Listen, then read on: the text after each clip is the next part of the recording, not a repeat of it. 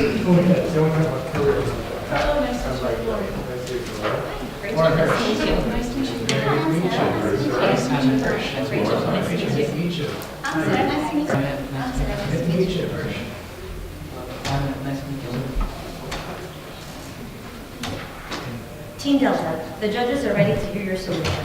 You have 20 minutes to present your solution to the judges. You will be given a warning when 5 and 2 minutes remain. After 20 minutes, the presentation will be stopped immediately. No information will be considered after the time has lapsed. Following the presentation, you will have 10 minutes of question and answer. You will be given a warning when 2 minutes remain. The question and answer will be stopped after 10 minutes and no information will be considered afterwards. You may begin when you're ready. Good morning, everyone. We're so thankful to be here, and we're really excited to show you our new solution to one of the biggest, newest challenges facing the financial industry.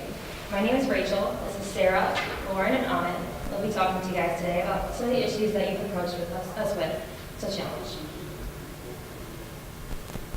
So the key concern that you guys have the two-pronged approach to it.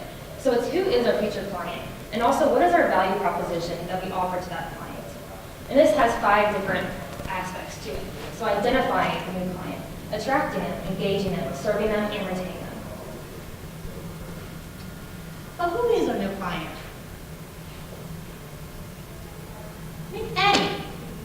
Eddie is a young adult fresh out of nursing school. Up until this point, all he really thought about was applying a career. But now that he did, then what happens? He knows that he needs to purchase a home and actually build a life and a family. However, the amount of student debt that he has right now makes it just not feasible. At this point, we know that we need Eddie, but Eddie doesn't know that he needs us yet. Okay, so the approach that we've taken, we've conducted a few analyses that will tell us the what and the how, also the who, the where, and the when. So we're going to take you from the analysis part up until the implementation of our solution. So first off, let's start with an external analysis. First off, we did a micro-analysis with the pestle form. Technology. This is a key instrument now in financial reporting and financial implication, so this is something we really need to focus on. Next is population demographic. With the changing from baby boomers to millennials, we need to keep up with this current change in values. Economic conditions. The stability of the economy is really good right now, so we need to focus on that and really implement well, since this is a good area for us. Legislation and regulation. With the new administration, changes are coming, so we need to implement quickly and before these happen. And then lastly, societal values and lifestyle. With it being something going from baby boomers to millennials, the goals change a little bit. Baby boomers are a little more goal-driven, but millennials are a little more career-driven. So we need to change along with that demographic change. Next, we did a Porter's 5 Forces, which is a little bit more industry-driven. First off is substitute products. Since technology is becoming more integrated and it is becoming just a high way of doing financial reporting, such as like e-trading, this is a high probability and high threat.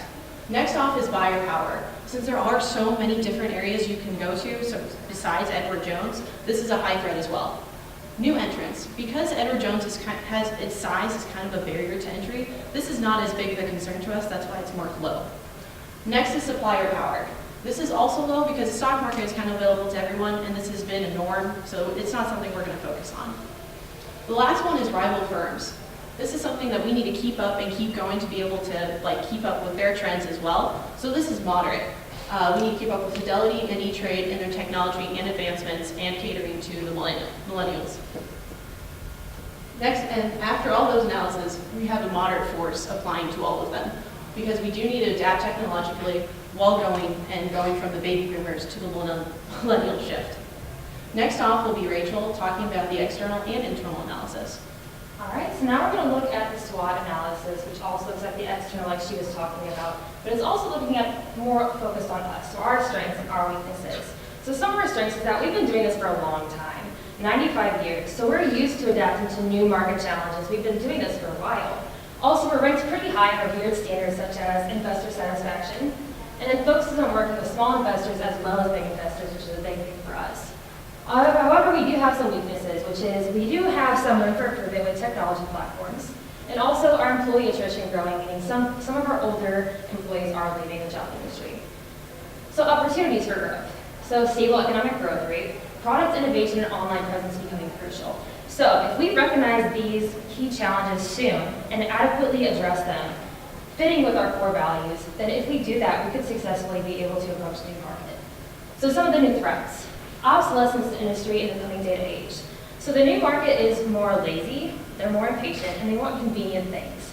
So coming directly to an investment like advisor is going to be a little bit, shaky. So we have to show them why there's value in doing that, why that personal relationship is something they should go after. So, our SWOT analysis came to a conclusion given that our both strength and threats are high, so we will be focusing on diversification.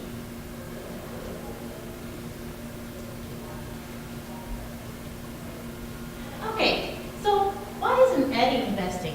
We already mentioned that Eddie is from a new generation, a generation that's much more risk averse. You can see that 80% of the millennials, they don't invest their money at all. And the reasons they gave us why is they don't have the money to invest, imagine that. And some of them claim they don't know how. And in Eddie's case specifically, as I mentioned before, is the student debt problem that keeps him from investing his money.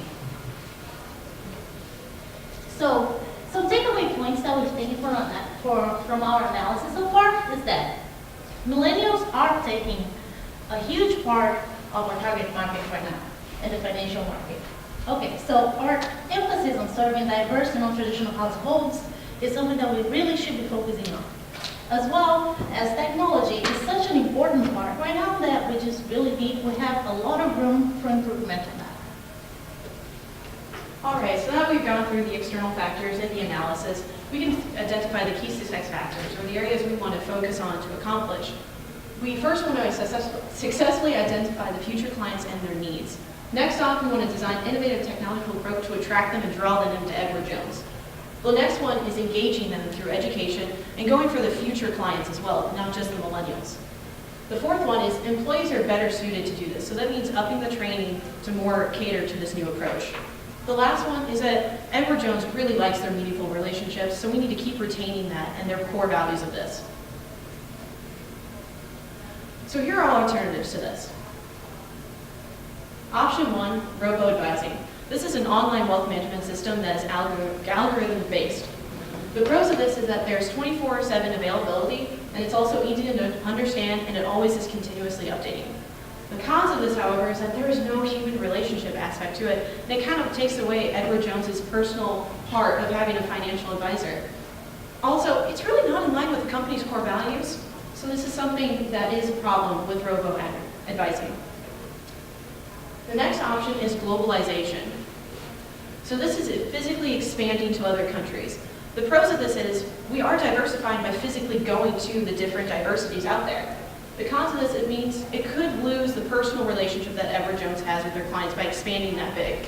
Also, this could be a future growth, but for right now, we need to be firmly established in the culture of the United States today and the changing demographics before we expand outward in that way. Option number 3, the hybrid approach. This is integrating technological approach and enhancing online presence while also hiring more diverse brokers. The pros of this is that we are attracting future clients such as the millennials and the next generation with an online presence. This means we're going to where they are and we're improving their accessibility. This also means we're retaining them because we are getting them further and we're getting Edward Jones in their mind. It's a competitive advantage, but also maintaining the core values of Edward Jones. The cons of this is that it could kind of demotivate the firmly established, like those nearing the retirement age brokers, because it is a change in culture. And since it is a change in culture, it would mean more hiring and training on the part of Edward Jones. All right, so now after looking at all these different alternatives and the qualitative analysis on the pros and cons of each associated with it, we wanted to look at more of a quantitative approach. So we have the weighted decision matrix, which lays out our alternatives on top, the robo-advising, globalization, and hybrid approach. And next we're going to compare those to our key success factors that we identified before. And while we know that these are all necessary to be successful in approaching this key issue, we do realize that some of them are more important and substantial to address than others. So we have given them each their own associated weight. As you can see, some like attracting and retaining have a way higher one because there is more opportunity for growth. Whereas others like serving are lower because while they're just as important, I feel like our employee base really has a better approach with, once again, meeting new needs based on like, time or the changing times. So next we have a ranking system in which we ranked 0 through 5, each of the alternatives based on does not meet criteria at all the way to effectively meeting criteria. So as you can see, robo-advising scored relatively low on almost all of the criteria, however, really high on attracting just because they are so convenient. Also, globalization, they scored about moderate on most things, but the hybrid approach scored relatively high on almost all the key success factors. They did tend to score a little bit lower on engaging and serving just because those are a little bit harder to address and to really assess whether they will be successful or not. However, we do think that the high scores in the other ones do make it a more successful approach. So as you can see, the totals, this one being the highest, as 4.7 being closest to 5, and that is why this is our recommendation, the hybrid approach, integrating technological and innovative approach to reaching those new clientele, while also maintaining our core values and sticking to that really deep, meaningful relationship that we establish with our clientele.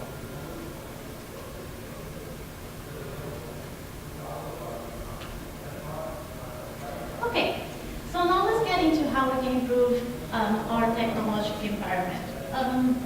So a few of our competitors, they're not as cool as us, so they're all worth mentioning by name.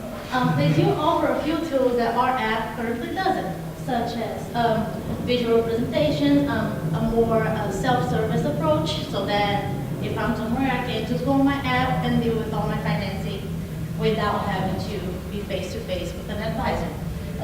That makes the client journey great as far as informational resources, because there's plenty out there for us to look and as well to learn from. Gamification is a term that I just got familiar with, actually. It's becoming very popular. It's basically simulations. So we give them a mock case and how to invest their money or whatever. And then by the way that we can actually retain them is by rewarding them, so just giving them some points or letting them check their credit score for free. And as well as communication, which we are lacking. Our website currently does not have a live chat, and that was really that was a worry for us. And as well as remote access, so that we don't have to go to a branch to actually talk to an advisor to solve our problems. Okay. So now that we've kind of gave you some of the key factors that we saw that we're missing out on, once again, we put that against our competitors as far as an online presence. So taking back Eddie, if Eddie wants to learn about financing, the first thing that he's going to do is going to Google how to invest his money. And we have a lot of opportunity for growth in this aspect, because this is embedded the most current information that we have out there as far as online presence for us. All right, so now the society being so much into cell phones, we plan on doing a social engagement where we show the engagement per day, engagement per cost, per post, and engagement post per day of Edward Jones and 2 other competitors. Where we can see Edward Jones have comparatively high engagement per day and engagement per post, given that they don't have the post per day high as much as their competitors. That's what we need to look into. Next off, we're not going to give you this kind of alternative and not give you some financials and expected costs along with it. So we really highlighted app redesign, website update, and social media integration, which we will talk about shortly. We broke it up into short-term and long-term, so you can see what the immediate cost would be, as well as like yearly and later on. So with app redesign, we focus on programming, integration, and marketing, and as you can see, that is kind of the bulk of our cost. Next up is website update. The new user registration and the adding live tab really wasn't as expensive as I found. And again, I used global standards and also some more industry reports on getting this data. A modern interface and search engine, again, really wasn't as much as I expected it to be, so that was something that Edward Jones could easily implement. And you also see that a yearly cost is attached because you do have to hire people for that. For social media integration, we thought a social media manager would be a good thing for Edward Jones to do next for that. Because it would be someone who could delegate to other new hires since they are more in-depth in the social media process. So they can pick and choose the new hires that they see are really good at this and kind of develop them as leaders. Next off, we did advertising and new platforms. And that came to also a yearly cost because you do have staffing and you do have updates along with that. So as you can see, the immediate cost is near $1 million, but again, that will be very good for Edward Jones to implement because it will attract future generations along with it. All right, for the HR plan, we are planning on having more cultural events in universities and all the colleges because we want to get used to the different cultures and get millennials from different diversity, cultural and background. And we also wanted to add an acceptance line in the job description because we want to show how welcoming we are towards our any kind of background, ethnicity, and any kind of background people. So social media plan. So millennials are 2 times more likely to use social media to gather their financial information. So we thought we could combine traditional communication you've already done along with social media. So it can be used for just more than selling services. You can put content distribution and involve them a little bit more in the information process. You can do video and blogs with investing tutorials. This is another way to engage new hires on this part. You can share case studies. And what this does is kind of humanize the brand for those seeing it from the social media standpoint and engage future clients as they see this.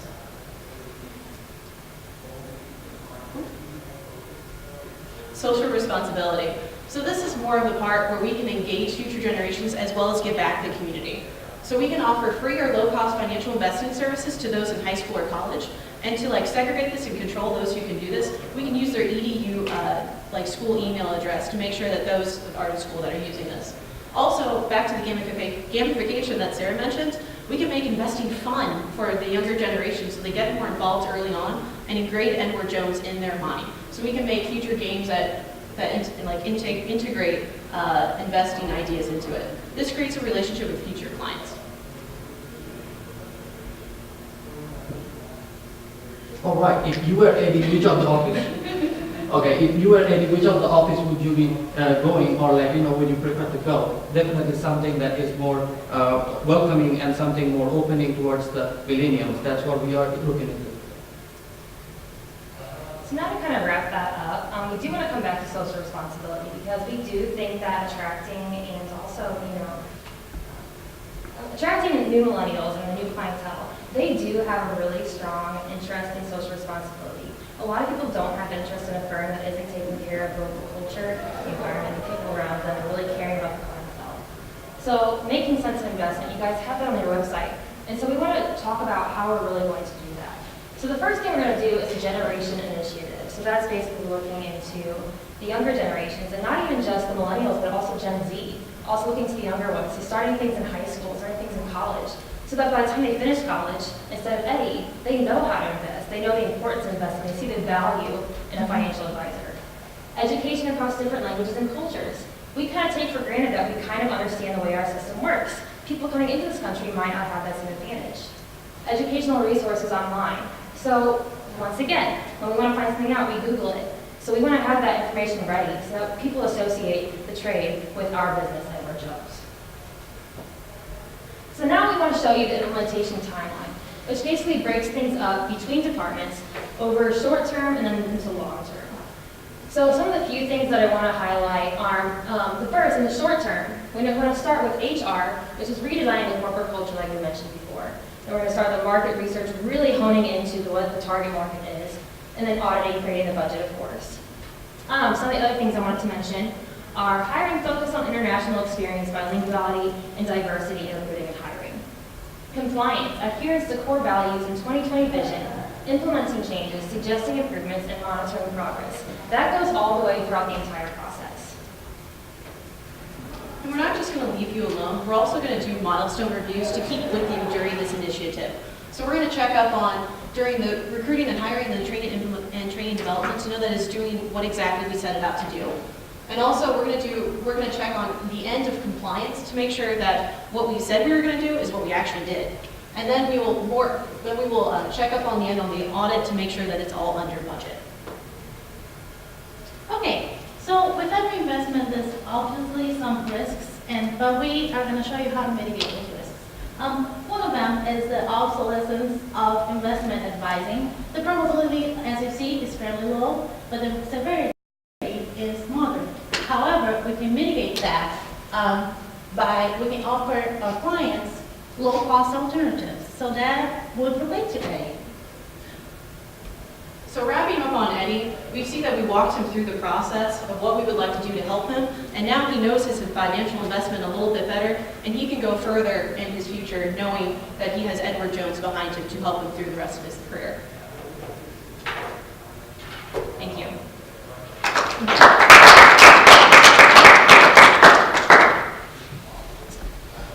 Good job. A lot of information. And you know what? It is amazing how many different solutions you can perhaps come up with, right? So I appreciate your analysis. Obviously, you spent a great deal of time coming up with all the different potential alternatives. So one thing that I will say, and it's rather interesting, I've told every other team this too, being on this side and being a financial advisor in the real world, having my own client base, that exact office that you put up was mine.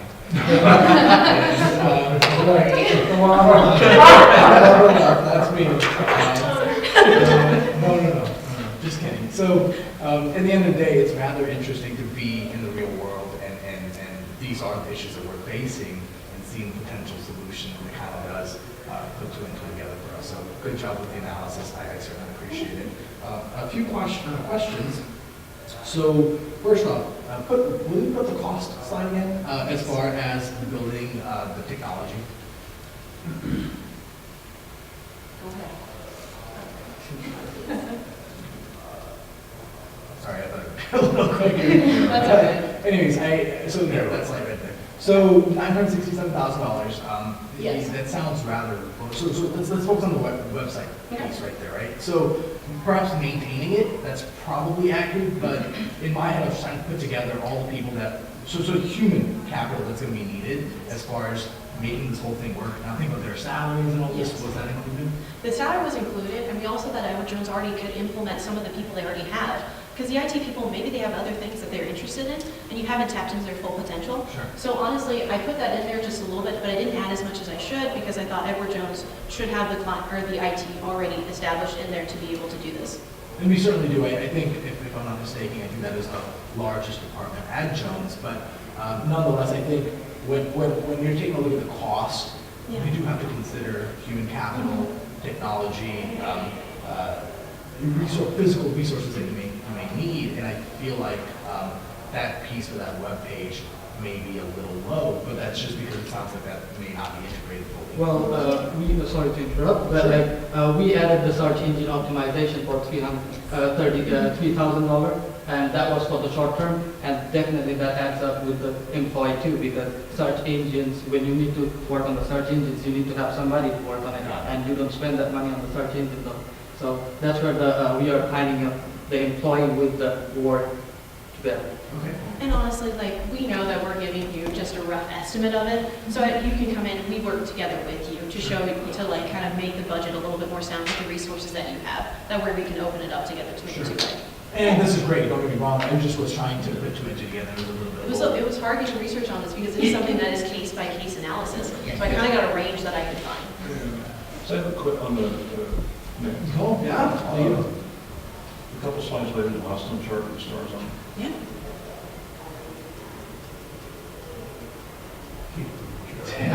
We made it pretty. My office up there. Yeah. Sorry about that.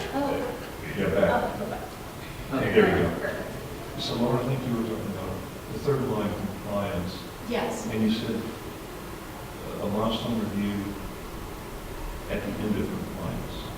So to me, Yes. compliance is compliance to regulatory changes and Sarbanes-Oxley requirements, things Yes. like that. I didn't understand the phrase like waiting until the end of compliance. And I actually do, I'm studying to be advisory consultant in an accounting firm, so I can speak a little bit more on this. So for this, it's more based on, compliance is usually involved during the whole process, but for us to come in and kind of do just a review with them. So they would be taking data, and we would give them key points to like maybe not cross over the certain things, and give the perimeters to like boundaries so they can kind of compile together, and also like watch over the whole process. But we would come back in at the end and see all the data that they've collected. So maybe I would almost wonder about even smaller stars. All right, and that would be something we work with you. Along that, Yeah. because as important as compliance is, you don't get that. until Exactly. they- Hey, if you want to and hire you us want again, zero money, we can come intuitively- in. Well, no. No, I do intuitively, agree with you on that, yes, That because is going to compliance be does ongoing need to be reviews. throughout it, yeah. And again, that's why this is a kind of a two-way dynamic, so we can kind of, you know, you can show us your concerns to our proposal, and we can adjust it as needed. It's all very well thought out. Appreciate that. I'm going to point out a couple of, one comment which I thought was a direct contradiction where you said, well, millennials are taking over the market. But it just got, you said 40 to 50% of them having money in aren't investing in the market. So I was having trouble putting those two together. Okay, so the research indicated that actually millennials are receiving the money from the baby boomers. So they're passing down their money to the millennial generation. There's $30 trillion going from the baby Yeah. boomers to millennials due to Pew Research that we looked at, and that's where we got those numbers as well. However, if you look at the previous slide, you'll see that there's certain percentage of people that do not have money, but we are talking about the rest of the people that do have money. That's what we're looking for. When you talk about the group advising or they do work, I thought you put that on the part that you did on. I mean, you could hit that more. When you got to the globalization, I think you swung on this because Edward Jones is a globalization, they're an internal U.S. company. I Yes. think what you might want to focus more is on like an internal globalization. The fact that you've got demographics where you've got Hispanic neighborhoods, where you've got Asian neighborhoods, Black neighborhoods, where you really have to focus on demographics in that spot. So it's almost an internal kind of globalization versus. Yeah, and that's kind of what we were trying to, you know, describe with it. The globalization was just going out instead of, because we are just US and Canada, so going more to Europe and India and Africa and all the other countries. Instead of diversifying physically, we meant that you should bring those people to Edward Jones and build Edward Jones up internally first. So that was kind of our take on the globalization aspect. It was just the physical component of it. Yeah, and the hardest thing, as we talked about before, the hardest thing is to move from the engage Yes. part of what you're doing into the next point where there's actually a relationship.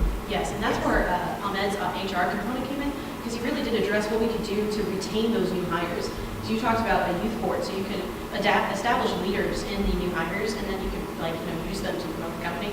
And then in that way, Also yeah, hire bilingual people because they can definitely, if I go to any firm or any investment company, I'll definitely prefer talking to someone who can speak my own language. So, you know, that way we can get another sector of the market in our, like, you know, inside the firm. So that's one of the way to look into it. And also we looked at a couple of numbers while doing this research, and we found out, like, you know, the growth and the diversity of the millennials are increasing incredibly. So this is something we really need to look at. And that is definitely projected though, but you never know what happens depending on the political situation. But this is something we found out when we were doing the research. so engaging on it, we're just establishing, we're trying to establish leaders and giving them more volunteers, because millennials are more interested in doing something more than just their job. So I think giving them more opportunities and work to be leaders and then reach out and have cultural events will definitely start engaging them. Exactly, and that's why we sort of chose to do the personification of Eddie. Because really, Eddie is all of us. Nobody teaches us how to invest our money from high school. That's something that we have to learn from Google. And I believe that a broader online presence from us will actually help our way. Yeah, I think, you know what, because I think it's so interesting to talk about diversity and talk about multi-language being a barrier. I think all this kind of does play a part in real life. But at the end of the day, I think it's the bottom fundamentals, right? So if certain things are not taught in the household, like you said, you may have to utilize Google or Rocket or whatever other programs, you have to do it yourself. And I think the key here is going to be to figure out how do you take the engagement that we currently have with the one office person, like myself, and then kind of transfer that, utilize the online technology and all this, but never lose that key interaction piece, right? So I think that's going to be the key here. It sounds like you guys are kind of hitting it, but at the end of the day, I just want to make it. And yeah, sorry. And in that way, like, you know, having a long-term client, with the firm for a long time. So if we do like not treat them just like clients, if we treat them like family, they can also spread these words to their kids. Be like, when you're growing up, this is the place to go for. That's why we are also looking at the market for millennials, because millennials, I said millennials. So we are also looking at them so that they can come to our firms and they can get to know how it goes without paying any money, so that they have a keen interest on the investment. Yes, and Rachel, do you want to talk about the education aspect again? Yes, so Just that's so- another thing I was gonna say, is that, yes, it is kind of up to parents to teach their kids about investing and the importance of it, They say like their kids, you want a job, and you want to save money, you want to get a good job when you're older, you want to retire eventually. But, we're looking at this education aspect because maybe the parents. Sorry. But, in case the parents are lacking in that aspect, we really want to we want to come in at an early stage so that when they finish high school, when they finish college, they have Everjones in their mind. They're like, they were with me in my early stages of life. They were teaching me about investment. So that's what they associate the name with. And thanks for helping them along the whole way. For real life experience with that, we pulled that from, I had an experience when I was in 4th grade up until early years of high school, where I had a junior achievement program, where an insurance company came in and taught me values about insurance and what I needed to focus on, and also had a lot of, a representative would come in and speak to us, someone that was young that we could relate to. Your time is up. Thank you. Good job. This is just an observation, not a question. Wherever you go, though, finance by nature is quantitative, but that you took the time, instead of just having your left side nomenclature, so you took the time to have text in your color bands to help explain that. It'll serve you well where you go to remember this type of chart or communicate. It's a really good chart. Thank you so very much. much. Thank you for your time. Good job.